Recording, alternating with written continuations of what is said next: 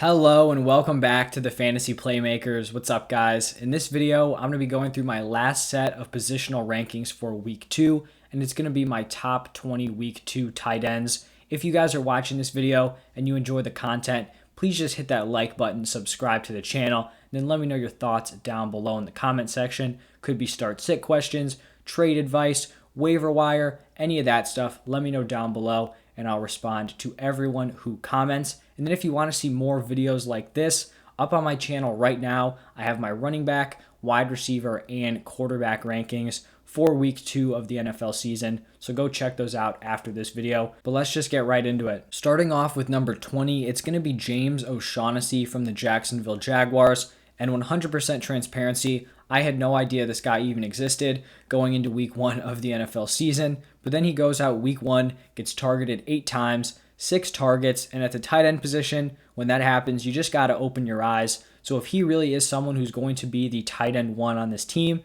just something to keep an eye out for. They could definitely just be a result of Trevor Lawrence throwing for 51 passes, but since the tight end position is so thin, you really got to pay attention to stuff like that.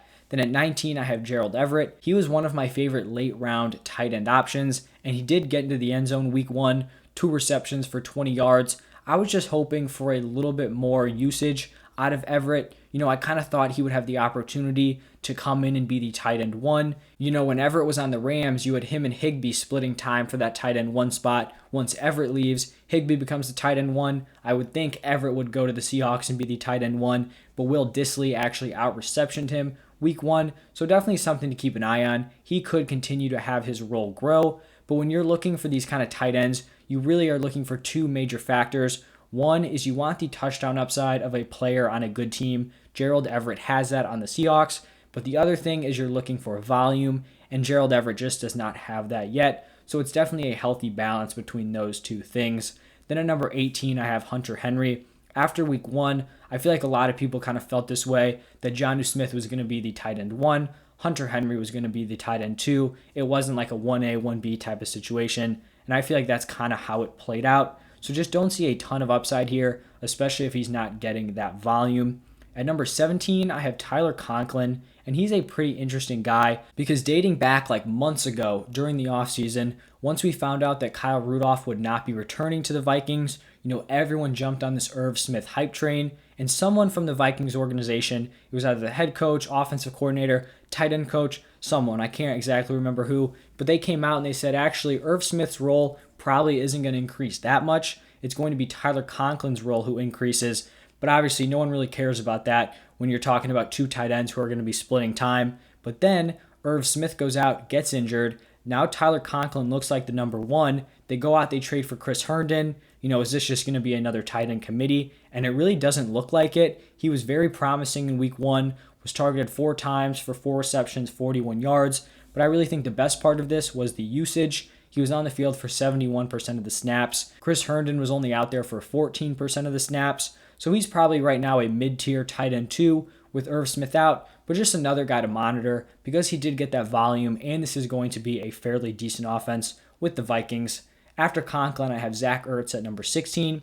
He was a guy that I was very interested to see play week 1. It's like, does he still have the juice? Can he emerge as a top target on this team? He just really didn't impress for me. It looked like he was the tight end 2, pretty firmly behind Goddard. And so, there's definitely a possibility he goes out week 2, plays well, starts to build that role, but I kind of feel like he definitely has to take a step down for me. At 15, I have Cole Kmet, and he looked really solid this week against the Bears. I kind of thought this would be a full-on committee with Kmet, Jimmy Graham, and Jesse James. And obviously, they're still going to use Jimmy Graham in the red zone. That is his bread and butter. But honestly, on this Bears offense that is not going to score a lot of points, I would rather have the volume guy. And it looks like that is going to be Cole Kmet. So he's kind of a solid guy to look out for, a very young tight end, so he could continue to improve throughout the season. Then up next, I have Jared Cook. I really liked his usage week 1, got a lot of volume. I believe he was the 3rd most targeted player on that team, which is great to see. Plus, this is a fantastic matchup against the Cowboys. We saw Gronk at the tight end position light them up week 1. So Jared Cook does have an opportunity to put together a big game. And if he gets similar volume to his week 1 performance, he's a guy who's honestly challenging to be a potential low-end tight end 1 candidate. At 13, just missing out on those top 12 tight ends, it's going to be Jonnu Smith from the Patriots. He was operating as the tight end one. I'm just not seeing a huge amount of upside in this offense. I think they're going to be a run-first team. They're going to rely on that defense. I just don't really see them letting Mac Jones go out and air it out a ton, which definitely is just going to limit Jonnu Smith's overall upside. But I mean, if you're playing in bigger leagues, he's a guy I wouldn't hate in my starting lineup. I talked about Goddard's teammate Ertz a little bit earlier, but for Goddard, I do think he's kind of locked in as the tight end one.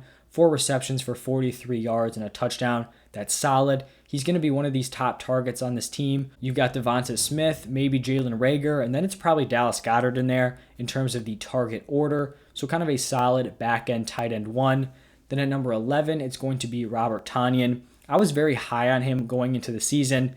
Like I've mentioned for basically all of these Packers weapons, I am just going to scratch week 1. Obviously, it sucks because he performed terribly, and he was probably in your starting lineup. But I mean, let's be honest, this is going to be a very, very good offense. Sometimes stuff like this happens. It's just going to snowball on them. And then you have Rodgers, who barely plays in the fourth quarter. So it's really just not an accurate representation of a full game. He was targeted a few times. So we just have to kind of wait and see how he is used week 2. Hopefully he's still one of those red zone guys. And now we're on to the top 10. And going into drafts this year, there was a very clear top 3 tier. You had Kelsey, you had Waller, and Kittle. Most people viewed it in that order. And then you had a second tier with Hawkinson, Andrews, and Pitts. That order was all over the place. But that was a pretty kind of established top 6. And then basically every guy picked after that was essentially viewed as a late round tight end option. Everyone had their favorite guys. But after watching week 1, I think a decent amount of these players may end up being hits and turning into great values. And the first one is going to be Logan Thomas here at number 10. It was kind of tough to just grade this overall Washington football team offense because once Fitzpatrick goes down, they were really just playing kind of a grinded out style, relying on that defense, running the ball a ton. They threw for around like 140 yards. But I mean, from what we saw, Logan Thomas is probably going to be the number 2 target. He got into the end zone, which is definitely something we were looking for. So, all signs look pretty solid for Logan Thomas so far. Noah Fant at number 9. I was not high on him going into the season. I really did not see the ceiling. I kind of thought it was going to be Sutton and it was going to be Judy. And then at best, Noah Fant is the number 3 tight end. But then we go out there. Judy looks good. He injures his ankle. Cortland Sutton played a lot, but really was not targeted very often. So Noah Fant could be a top target on this team. And I mean, Bridgewater's not going to bring you that touchdown upside, but he can deliver you volume. We saw that last year with Robbie Anderson, DJ Moore, and Curtis Samuel. So I really like him here, and he could continue to kind of inch his way up to a mid-tier tight end 1. At number 8, I have Kyle Pitts, and if you were a Pitts owner, you probably didn't feel great about his week 1. You go out, you draft this flashy rookie tight end, you're probably expecting immediate production. He had a pretty solid amount of volume. It just didn't come together, and a part of that is definitely just this Falcons offense being absolutely miserable week 1, but I would not be discouraged with Pitts. I think the way a lot of people view him is that rookie wide receivers can come in and play well right away, and I think, the general narrative is that rookie tight ends do not play well, but if you think Pitts has more of a wide receiver skill set, then you could argue, if he puts together a good rookie wide receiver season, then he's like a top tier tight end, and that's a fair argument, and it does sometimes take these wide receivers a few weeks to really get into it. So I think his overall volume was encouraging, and he could definitely start to break out in the next few weeks. But until then, I'm going to have Tyler Higbee ranked ahead of him, and I love Tyler Higbee this year. He was one of my favorite late round guys, and I just loved the way he was used week 1. I talked about him in my video when I went through trade targets. He played every single snap for the Rams on Sunday Night Football, and I mentioned how Everett didn't really take over as the tight end 1. With Everett gone, they just gave that full responsibility to Tyler Higbee. He ran routes on 26 out of 27 dropbacks, and 18 of those snaps were either out wide or in the slot, so they are really just trying to get him the ball. He ran more routes than Robert Woods, was targeted 6 times, 5 receptions, 68 yards. And here's the thing, if Higbee brought in a touchdown in this game, you just add a touchdown to that stat line, people would be hyping this man up like crazy. That's how volatile touchdowns can be early in the season. So because he didn't score that touchdown, it looks like a pretty standard tight end game. I would capitalize on that, try to go out and acquire Tyler Higbee, but I really like him this week. Then at number 6, I have Rob Gronkowski, and he's another late round tight end, and I totally whiffed on him. I'll totally admit that, and I think I've kind of figured out why. Last season, the Buccaneers really used kind of committees at every single position. So at running back, right, you had Fournette getting in, you had Rojo getting in at the beginning of the year. It was LaShawn McCoy. You had Keyshawn Vaughn taking snaps at moments. They were rotating everyone. Wide receiver, same thing. You obviously had your studs, Mike Evans and Chris Godwin, who were in basically every snap. But then even when AB was there, you had guys like Justin Watson, Cyril Grayson getting in, obviously Scotty Miller and Tyler Johnson. So there was just a lot of people playing, and it was the same thing for the running back position. You had Gronk, you had Brait, you had OJ Howard when he was healthy, and when all those guys were healthy, they were getting 20 plus snaps each. But then this year, it really looks like the Bucs kind of just locked down their starting unit, and they're just going to roll with them. So Gronk just took over as the clear-cut tight end one. There was no committee. Last season, we saw games where he was used like entirely as a blocker. They wouldn't even be trying to get him the ball. It doesn't look like that's going to be the case this year. And I guess if he's healthy, he has the stamina back. Why wouldn't you use him like that? He was in on 88% of the snaps in week 1, 8 targets, 8 receptions, 90 yards, and 2 touchdowns. You really can't lock in on him when you're dealing with Mike Evans, Chris Godwin, and Antonio Brown out there as well. So he's Brady's safety blanket. He's a great red zone option, which is a great thing to have at the tight end position, especially on a top tier offense. So Gronk just looks like one of the biggest steals in the entire draft. And I really think when we're looking back on championship teams, there are going to be a lot of league winners who picked Rob Gronkowski for their tight end position, and he may not have even been the tight end one. On to number 5, I have Mark Andrews, and he really did not put together an impressive stat line on Monday Night Football, but I actually saw a stat that he ran significantly more routes in that week 1 game than he had typically run last season.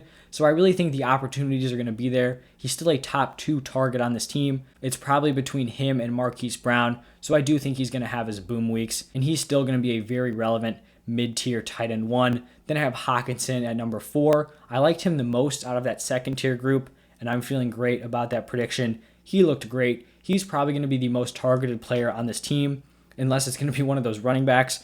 Both are very, very possible, but he looked great. He's going to be getting a huge target share in this offense just because the wide receiver position is so bad. So I like him here at number 4. And then this top 3, I feel like it may kind of stay locked in this order. I really like Kittle, but he just does not have the same potential to get the volume that Darren Waller can get. The Raiders just run their entire offense through Darren Waller. They do not trust those wide receivers. When they're running screens, pick plays, who are they trying to get the ball? Darren Waller. And so he's going to be number 2. And I really think he's going to rival Travis Kelce for the number 1 overall tight end spot. And then the guy I mentioned, Kelce, here at number 1. I mean, it's tough to put anyone else there. I feel like, you could play it matchup by matchup. Certain weeks it may be Waller, other weeks it's going to be Kelce, but today it's going to be Travis Kelce at number 1. All right, so those are my top 20 tight ends for week 2. If you guys enjoyed the video, please just hit that like button, subscribe to the channel, comment down below, and then if you want to see more videos like this, up on my channel right now, I have my running back rankings, wide receiver rankings, top 30 for both of those positions, and then my top 20 quarterbacks. So go check those out. But thank you guys for stopping by. I really appreciate all the recent engagement. It means a lot, and I'll see you guys next time.